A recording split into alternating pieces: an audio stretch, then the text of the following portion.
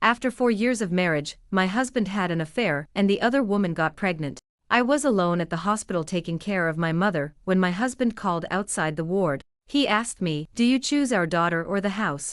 1. My mother was hospitalized with acute pneumonia. I asked my mother-in-law to take care of our daughter while I returned alone to my hometown to stay with my mom at the hospital. Due to her advanced age and severe infection, the doctor said she would likely need about a month of hospitalization. In the hospital bed, my mother lay weak with an for drip, still managing to ask me how Duyen had been lately. He's doing well, got promoted to department manager, so he's traveling more often. Otherwise, he would have come by now. My mother seemed to hesitate before speaking. I lied to keep her from worrying. In truth, Duyen and I hadn't been on good terms for over a year. I texted him to let him know my mother was in the hospital. All he replied was, "Oh, I'm on a business trip right now. Can't make it." I had hoped he might at least call my mother to give her some comfort. Now I see there's no point in expecting that.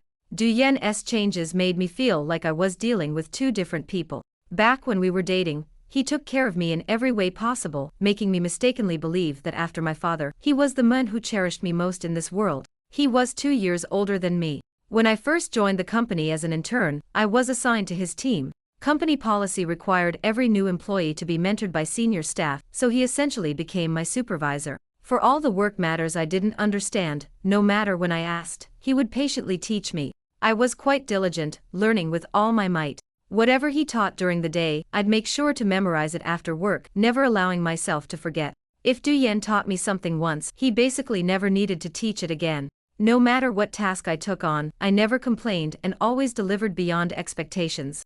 That's why senior colleagues used to say Duyen trained the best interns. After the internship ended, I successfully stayed with the company and continued learning under Duyen. This naturally led to us eating together, taking walks together practically like a dating couple.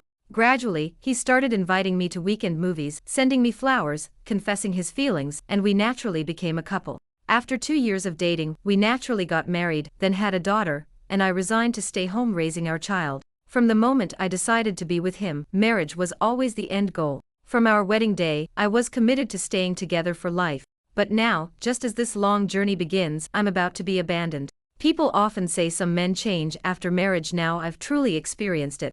Duyen texted me again, demanding divorce. He said he genuinely doesn't want this marriage anymore, asking when I'd be available to process the paperwork. The man who once said he wouldn't know what to do without me now discards me without hesitation. 2. Staring at the cold, emotionless words on my phone screen, my heart grew equally cold. It's as if we weren't intimate partners, but merely contractual parties. Standing in the hospital corridor, I struggled to compose myself. This marriage has finally reached its end. It's not like I didn't have any premonition. Having been together for 6 years since we met through dating to marriage, we knew each other too well. So I could sense every change in him. A year ago, he started coming home late, often not returning until 2 or 3 a.m., frequently heavily intoxicated. I understood social obligations are unavoidable for men. So during my free time, I went to the library to find traditional Chinese medicine books and brewed hangover remedies for him. At first, he would drink them happily, praising my thoughtfulness and marveling at his luck in marrying such a good wife. I reveled in this act of devotion, finding the image of making soup for my beloved simply beautiful. His late nights continued for a long time. I initiated conversations, trying to explore better work solutions beyond drinking. But he remained unresponsive. Until one night, he returned at 3 a.m. Half asleep, I heard the door close and woke up. I heard him walk to the living room to make a phone call, deliberately keeping his voice low. Getting up to use the bathroom, I quietly opened the bedroom door just as he asked, "It's 3 a.m. Are you asleep?" "I just got home." His tone was tender. It had been so long since Duyen spoke to me with such tenderness that I'd completely forgotten how it felt. The sudden realization sent a chill through my heart, my legs going weak beneath me. Not daring to hear more, I deliberately pushed the door against the wall to make some noise, pretending I'd just opened it and come out. Caught off guard by my sudden appearance, Duyen was so startled he fumbled his phone, dropping it to the floor. But I chose silence, pretending I hadn't seen anything. Perhaps it was precisely this silence that made him think I knew nothing. Or perhaps he simply didn't care whether I knew or not. 2 months later, while buying daily necessities on Taobao, I noticed a pink suitcase in the awaiting delivery section that I hadn't purchased.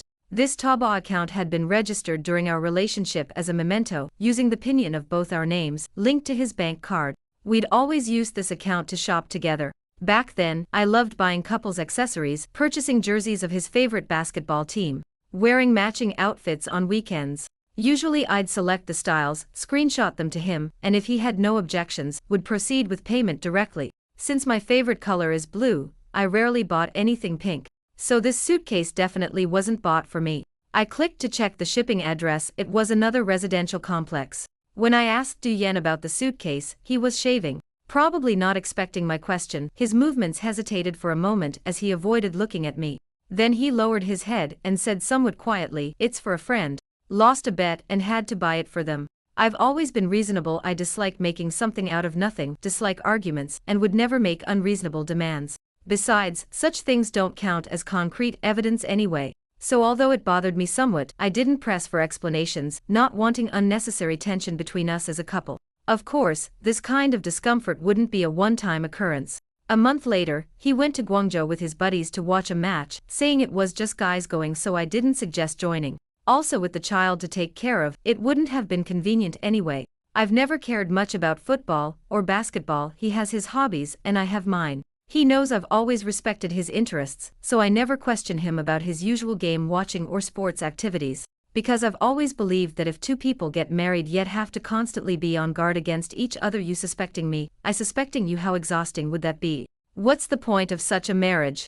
I was among the very few in Du Yan's social circle who wouldn't call him at midnight urging him to come home. The person I chose to trust. He once joked that when drinking until late at night, everyone's wives would call urging them home except me. When he went to the football match, he immediately posted on social media a 9-grid photo collection showing players passing on the field, him and his brothers walking shoulder to shoulder under sunset, with his solo photo at the center. I asked him on WeChat, "Who took this solo shot for you? The lighting and composition are perfect." He immediately replied, "My bro took it." But precisely in that solo photo, I noticed visible in his sunglasses was the silhouette of a girl. That figure was holding up her phone, taking his picture. But since he didn't admit it, why should I expose him? 3. Later, as time passed, his patience with me gradually diminished. Having become a full-time mother, I lost my income. When asking him for living expenses, he said, "How come the money's spent so quickly? I've recorded every expense, all for household needs, things for you and the kids, groceries and such. How much could I possibly spend on myself? Take a look, when have I ever bought anything for myself?" I handed him the account book. He flipped through it silently without saying anything. Even after his family received 10 million in demolition compensation, he'd still say spend sparingly whenever giving me household money. My mother has been hospitalized for 20 days now. During this time, I never properly responded to Du Yen, and he never once called to ask about my mother's condition. When a man's heart changes, his ruthlessness becomes terrifying. Back when he had feelings for me, during his confession, I said I needed my mother's approval first, so he accompanied me home for Mid-Autumn Festival. He bought gifts in advance, loaded up the car with packages, driving me and the presents while bubbling with excitement, chatting and laughing the whole way. When we arrived at my hometown, he enthusiastically greeted my mother, presented the cervical massager he bought for her, made her laugh with his jokes, and completely charmed her. He would jump to do any household chores, even more eager than me. Although I married within the province, we lived in different cities. I was in Haishi while he resided in Jinshe, requiring at least a 3-hour drive between us. My father had passed away, and being my mother's only daughter, she naturally didn't want me to be far from her. But seeing how well Du Yen treated both me and my mother, even her reluctance couldn't overcome her willingness to let go. After marriage, we bought a house together in his city and transferred our household registration to his hometown. Moreover, during Chinese New Year, after visiting his parents, we would always drive back to visit my family on the third day without fail. Therefore, my mother was quite satisfied with this son-in-law compared to those who argue about visiting the wife's family after marriage. She considered Du Yen exceptional. My mother often privately advised me that we should discuss everything as a couple, that I must fulfill my own responsibilities and duties, and not rely on or dump everything on my husband. She especially warned against manipulative tactics like creating scenes or threats to make a man miserable, emphasizing the importance of cherishing what we have. I always listened respectfully to her teachings, promising to do well and not make her worry. Of course, I also understand that marriage needs to be carefully maintained. Happiness never falls from the sky, one must work for it. I tried my best to fulfill wifely duties, taking care of children, cooking, cleaning, visiting relatives with him during holidays. I maintained proper courtesy and patience toward all his relatives. I also tried to treat his friends as my own and get along with them. I had even thought that if we reached the point of divorce, I would ask him if I had any unbearable flaws that needed changing. And if our feelings faded, I considered how we might rekindle them. I would definitely try to save the relationship first, not let things deteriorate and then give up. But at this stage, even if I want to reconcile, it seems Duyen isn't willing anymore. 4. Noticing my lack of definite response, Duyen clearly grew impatient and called me directly. I avoided my mother and took the call in the fire escape at the end of the hospital corridor. As soon as I answered, Duyen's cold voice came through. "Haning, how much longer do you need to consider? I've already given you 20 days. My mother is still in the hospital, yet you haven't called once or sent any regards. We're not divorced yet, you're still her son-in-law, aren't you?" A brief silence. He quickly added, "Anyway, we'll divorce sooner or later. There's no need for this anymore." "Who is she?" Another silence. "She's my first love. She's single now and willing to spend her life with me. I missed my chance with her before, I don't want to miss it for a lifetime. What about me and our child? What do you plan to do with us? If you divorce me now, I can give you 500,000 for living expenses. You can have custody of the child." Duyen didn't mention the house. When we bought it, we used both our names, and I contributed to the mortgage payments too. He also intentionally avoided mentioning the compensation money from his hometown's demolition. "What about the house? You can only choose one, our daughter or the house." Using our daughter as leverage, as if she weren't his daughter too. I hung up the phone. With such coldness, what more could I possibly expect from him? Next, there was someone even more anxious than Duyen, his first love, Li Yufei. No sooner had I hung up the phone than I saw her message sent through Duyen's WeChat, revealing her identity. "I'm Brother Yan's first love. We love each other deeply. We missed each other due to misunderstandings before, but now we're together and nothing will ever separate us again. Brother Yan only married you to forget me in the past. I still hold a place in his heart, the only place, forever. At this point, nothing can tear us apart. You and your daughter are just unnecessary. You should really step aside now. If you don't leave, you're only embarrassing yourself." Then, Li Yufei even sent several photos of the two of them together. Some showed them traveling to various places at unknown times, others captured them enjoying food, and a few were taken while singing at a KTV. One photo featured them lying on a bed, Li Yufei leaning against Duyen's shoulder with the blanket covering up to their chests, both revealing bare shoulders. In every photo, Li Yufei smiled brightly, her eyes brimming with smugness and a hint of provocation. Within moments, the other side withdrew all the photos again. But I had already taken screenshots and saved them. At this point, there was no longer any illusion left, hoping he would wake up and return to the family. Even if someone like him was willing to wake up and return, I no longer wanted to accept it. I suppressed the anger threatening to erupt, afraid the emotional turmoil would be noticed by my mother. She was still ill and shouldn't be burdened further. 5. Returning to the ward, I happened to see the doctor on rounds, saying my mother was recovering well and could be discharged early. After completing the discharge procedures, I cooked soups and her favorite dishes for her at home for a week. Watching her gradually regain some strength, I finally returned to Jean City. Upon arriving home, I found it empty, no sign of my mother-in-law or daughter. Calling them yielded no answer, their phones were turned off. A vague unease settled in as I called Duyen. "Mom just took the child out to play. Why are you making such a fuss? Settle things between us first, then you can see the child." How was that possible? Since when would she take the child out to play? Ever since the child was born and it turned out to be a daughter, my mother-in-law's attitude towards me completely changed. Using the excuse my legs are weak, I can't handle the exhaustion, she refused to help take care of my daughter, usually ignoring her entirely. She rarely bought anything for the child, let alone took her out to play. That's when I realized how severe her preference for sons over daughters was. If it weren't for the fact that I was taking care of my mother alone and couldn't manage the child at the same time, I wouldn't have asked her for help. No wonder she agreed so readily. She was using the child to force me to leave the marriage with nothing. It was my oversight. At that point, I was hungry, but I couldn't be bothered to argue with him, so I went downstairs to eat at a restaurant outside the residential area. The food had just arrived, and I picked up my chopsticks, ready to eat. Suddenly, a pregnant woman sat directly across from me.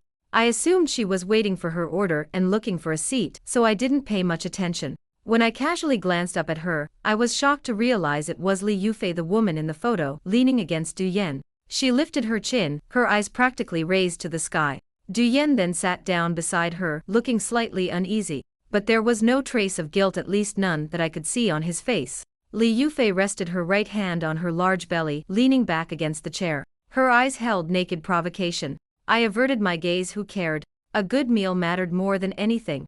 The food at this restaurant suited my taste, but I rarely came here before to save money. I ate unhurriedly, a bite of rice, a bite of vegetables, a bite of meat, chewing slowly, treating them as if they were air. Seeing that I remained silent, Li Yufei was the first to lose her composure and spoke up.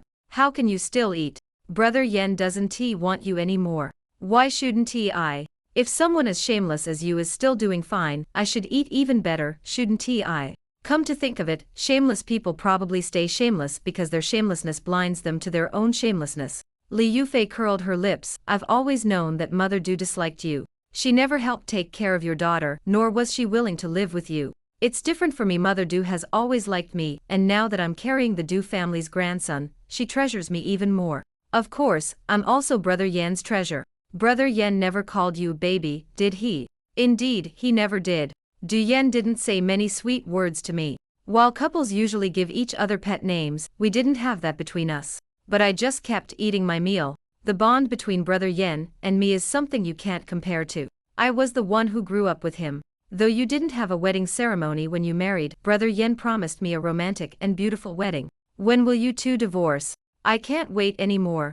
Though I didn't look at her again, I could imagine how smug her expression must be. Throughout this, Du Yan didn't say a word. There was no need to ask at this moment. His attention was entirely on Li Yufei, so naturally he would agree with whatever she said. From beginning to end, they treated me as the certain loser. So do you want the house or your daughter? Choose. I wiped my mouth with a tissue, not looking at Li Yufei. Fixing my gaze solely on Du Yan, I said slowly. For most of the time before, I was the only one taking care of our child. Changed countless diapers, woke up God knows how many times at night.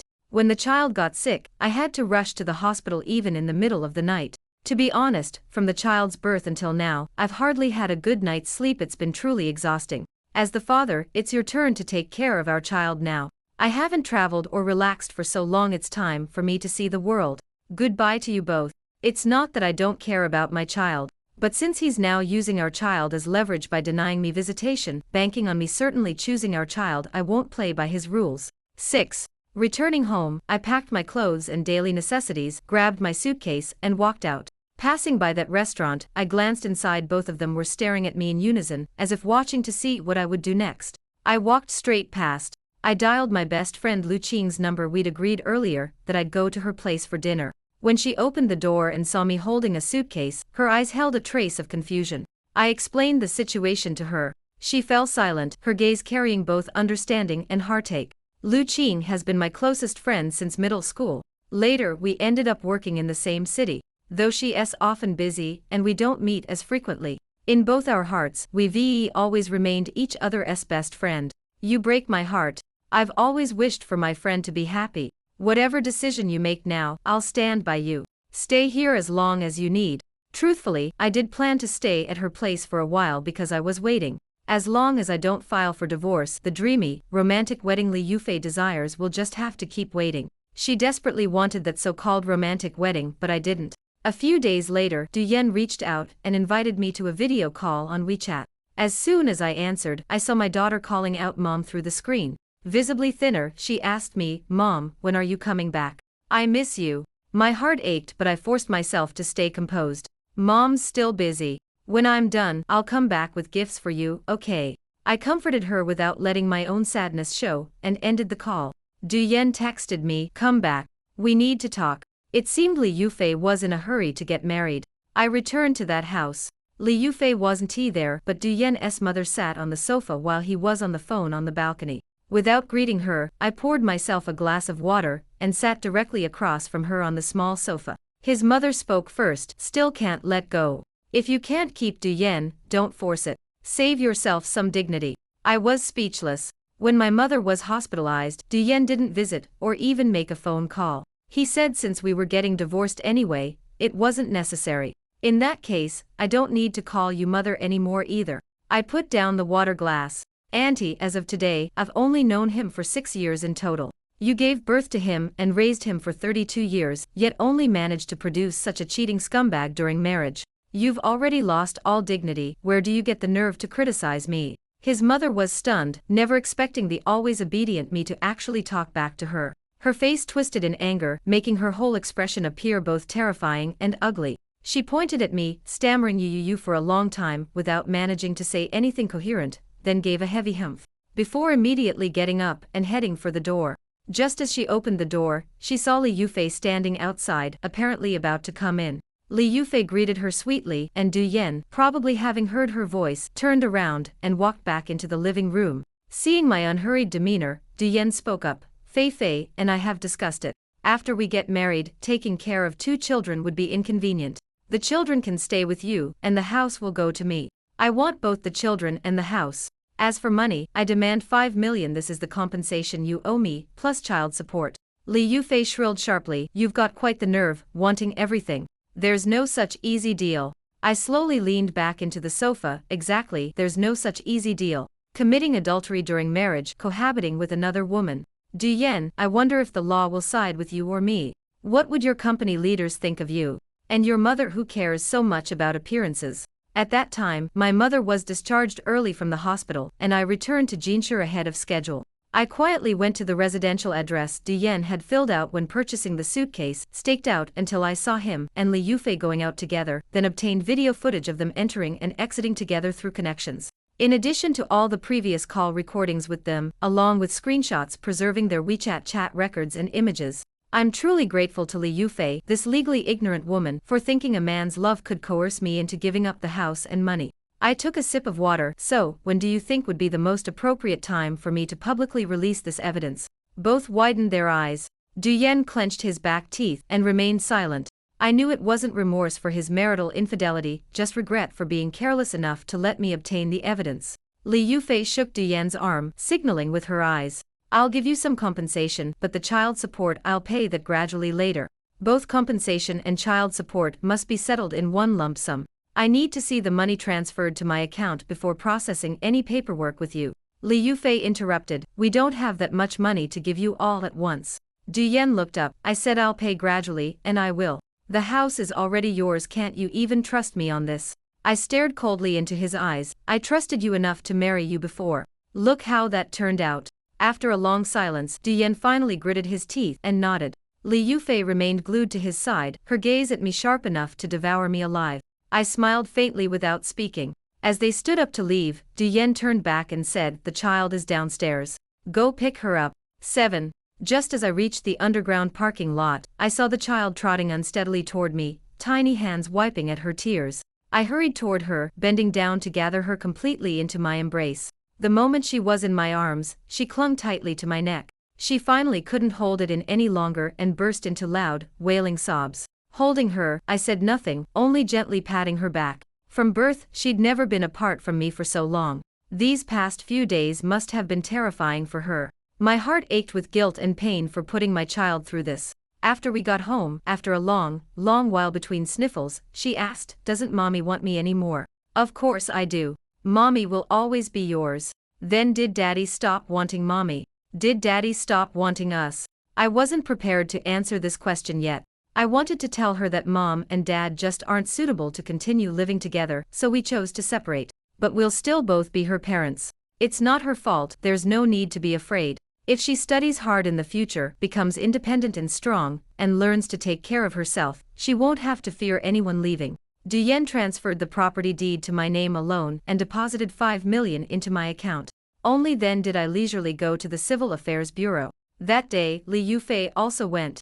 After completing the divorce procedures, she proudly took Du Yan to the marriage registration office. I didn't look back, didn't feel any emotional turmoil. In fact, I felt considerably lighter. During our Cold War period before, I had experienced unprecedented anxiety, with almost my entire heart focused on Du Yan. Afraid I might say the wrong thing, or do something wrong. Now that I've let go, all the worries and concerns vanished instantly, leaving me feeling completely unburdened. After formally completing the procedures, I bought a new apartment. 6 months after renovating it, I sold the old house and moved in, just in time for my daughter to attend kindergarten nearby. After handling these matters, I brought my mother from our hometown to live with us, then calmly told her about my divorce. My tone was steady, no anger, no blame, not even tears. I'd expected my mother to scold me for not cherishing my marriage. But instead, she cried, I don't blame you. But you shouldn't bear everything alone. If you'd told me earlier, at least I could have helped look after the child. At my age, I've experienced enough to understand these things. The divorce didn't make me regret misjudging him. Marriage is like gambling. I lost, and I accept that. What I regret is making two people who love me suffer, my child living in fear, my mother worrying for me. But life must go on. After my child started kindergarten, I found a job closer to our new home for easier pickups, and our new life gradually found its rhythm. From then on, I had no connection with Du Yen whatsoever. But perhaps resentful that I not only kept the house but also received 5 million, Li Yufei would occasionally message me using Du Yen's WeChat. Mostly, they were photos. Wedding photos, their marriage portraits, pictures of her sweetly snuggled in Du Yen's arms, and occasionally even photos of their child, accompanied by comments like "boys are just so mischievous" and such. However, the child didn't resemble either her or Du Yen in my eyes. Toward these messages, I remained as indifferent as if they came from a stranger. No emotional fluctuation, never any reply. During a chance encounter, Li Yufei held the child up to me almost boastfully. "Look, this is Brother Yan's and my precious one. The whole family dotes on him." His grandmother is overjoyed. "When you had your daughter, she didn't seem quite as thrilled, did she?" Du Yen stood by silently. I responded with a cold smile before turning to leave. 8. Life went on as usual. Besides the daily routine of work, commuting, and shuttling my child to and from school, I also took my mother and child out on weekends. No longer having to meticulously maintain a marriage, worry about my partner coming home drunk late at night, or exhaust myself trying to please them, I felt much lighter. During long holidays, I'd invite Lu Qing to travel to other provinces with my mom and kids. Eating favorite foods, seeing beautiful scenery, and living with loved ones made life truly wonderful. We were dining at a hot pot restaurant on Fashion Street. While my mom took the kids to the restroom, I was busy dipping mutton slices when Lu Qing, sitting across from me, called my name. I looked up at her and she pointed outside, saying, "That woman in the red dress across the street." I followed her gaze. Wasn't that Li Yufei? With sunglasses perched on her head, carrying a bag in one hand and holding a man's arm with the other, they were chatting and laughing together. Except, the man beside her wasn't Du Yen. The two turned and entered the hotel lobby to their right. I was so shocked I couldn't speak, just shaking my head with a wry smile. Lu Qing said contentedly, "The wheel of justice turns, what goes around comes around." As our vacation was ending, while driving back to Jinshe, we spotted Li Yufei chatting and laughing with that same man again at the toll station. Laughing, Li Yufei even reached out to hug the man and planted a kiss on him. It's just that neither time did she notice me. Originally, I thought this had nothing to do with me after all. She wasn't my wife, so whoever wanted to cuckold could cuckold whoever they pleased. But some people just love to court death, taking others' silence as weakness. Unluckily, running into Du Yen and Li Yufei again, she was still fond of showing off. "Why do I see you again? Are you married? Is there anyone willing to take you and your daughter in? Brother Yen changes the baby's diapers himself every day now. He doesn't even let me diet, saying I work too hard, though honestly, it's not that tough since my mother-in-law does most of the childcare. Oh, excuse me, I need to take a client's call. Since they love flaunting their love in front of me so much, I can't help but stir up some trouble for them. Du Yen, are you sure this is your child? The kid doesn't look much like you. Haven't you ever thought about getting a paternity test? TSK, what a shame."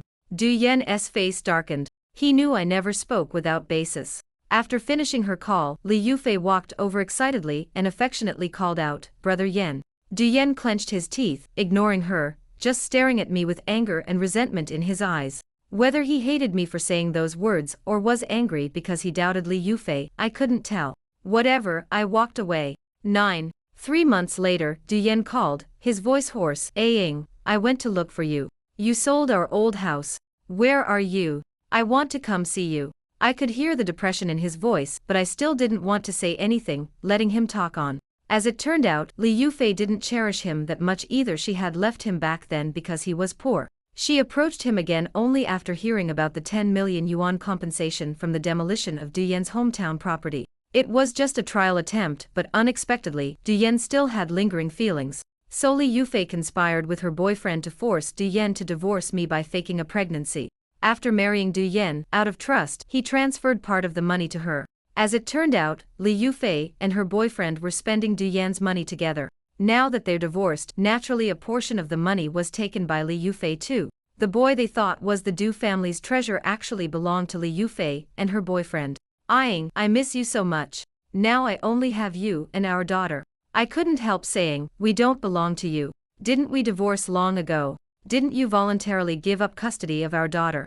I'm no saint after all, I make mistakes too, but I genuinely know I was wrong now and truly want to reform. I promise I'll never fail you again in this lifetime. Give me one more chance. I was speechless. Perhaps you don't understand, some mistakes in life simply can't be made. You could have chosen to confess to me, told me there was someone else in your heart. It's not certain I wouldn't have let go. You could have divorced me first before getting together with that woman, but you actually chose to cheat during our marriage. Your behavior has made me completely lose faith in your character. Besides, if you were truly a good man who could shoulder responsibilities, how could you have so easily abandoned the one who shared your bed? The other end of the phone was silent. I had no intention of listening further and hung up. Yet somehow, he found out the address of my new home and came looking for me. One weekend while grocery shopping, he followed me the entire way. Helpless, I found a cafe and sat down. He looked utterly haggard, his gaze carrying an unexpected humility, a far cry from the confident demeanor he had when we first met. He was no longer the person I had once deeply loved. Noticing my cold expression, Duyen spoke first. I know you don't want to see me, and I've hurt you. But please believe me, I sincerely hope we can start over. I'll never hurt you again in this lifetime. I've thought long and hard before mustering the courage to find you. Please believe these words come only after careful consideration. Do you still remember when we first met? Of course I remembered. At that time, at work, I relied entirely on his guidance. Whatever I didn't understand, I could ask him. He seemed to have infinite patience with me, making me feel I could depend on him. I could also sense that he treated me differently from others, and this difference secretly delighted me while deepening my trust in him. At that time, he was the person I trusted most after my mother and close friends. I would even confide my innermost thoughts to him without reservation. His diligent and hard-working demeanor showed me a future and inspired me. Moreover, he repeatedly expressed to me how much he yearned for the future. I want to have a daughter as sweet and lovely as you. When he said these words, his gaze remained firmly fixed on me. And so, helplessly, I melted under his gaze. After marriage and having a daughter, despite his mother showing disdain for our girl, he insisted we live our own lives and told me not to mind it. No matter what work I took on, I never complained and could always exceed expectations. The accuser thus still clung to the dream of a happy family future, taking full care of the child and handling all household matters, leaving him without any worries. He rarely lifted a finger at home, returning only to eat when hungry and sleep when tired. When the child cried at night, fearing it might disturb him and affect his work next day, I'd carry the baby to another room, closing the door to soothe her quietly. I once joked, "Don't worry even a bit about household matters, go forth boldly to conquer your ambitions." He felt content. With you here, what have I to fear? Yet I had trusted this man too completely, never believing human hearts could shift overnight. I pulled myself from these memories. Looking at Duyen's face again sobered me considerably. He still sought to persuade me. Only through divorce did I realize your worth, how you never meant to deceive me, always had my best at heart, while I failed to treasure it. Look, I betrayed you with other women and got cheated on too. Consider it a lesson learned. Let's start over, okay? Give me another chance to take care of you and our daughter. I said, not seeing your true nature before was my misfortune. Now your so-called sincerity only disgusts me. If you hadn't been cheated this time, you'd never have remembered my goodness, let alone come looking for me. Only when you're hurt do you seek me out to heal your wounds. You don't love me, you're selfish, shameless. Stop dressing it up so nobly. The trust one gave you was a once-in-a-lifetime thing. He leaned forward urgently, even broken mirrors can be made whole again. I sighed, but the mirror doesn't want to. I stood up and walked toward the door. The streets were busier than usual, with everyone choosing to stroll out on the weekend. Duyen didn't follow. From unconditional trust at the start of our marriage to being like strangers now, my heart has crossed two mountains. But I have matured enough to accept cruel betrayals, then lick my wounds and set out again. How numerous and beautiful life's landscapes are, with so many interesting things. One shouldn't wallow in self-pity just because their boat capsized in a gutter. Bid farewell to this pain, and continue walking my life's path. Record number, YXXB16, B8 Co 2480 CEOP JJF 87J.